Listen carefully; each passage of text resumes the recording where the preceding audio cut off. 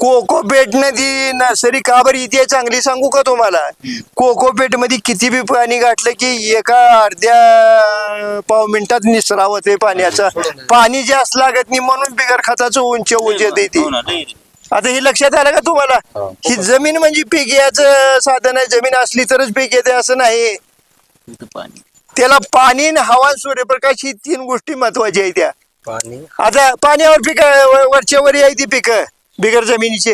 बर आता कोकोपेट म्हणजे माती कुठं आहे? नाही हा नाही ना. मग त्याच्यात का बरं नर्सरी यावं? ती बी पिकच आहे ना. आलं का लक्षात तुमच्या?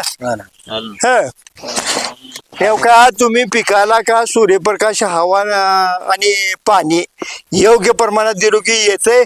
ज्यादा कम केलं की त्यानं आजारी पडतंय. तिथं तुम्हाला औषध मारल्याशिवाय पर्यायच नाही. अजून ह्या हवेत दूषित नाही व्हायला कुछ काय नाही काय नाही.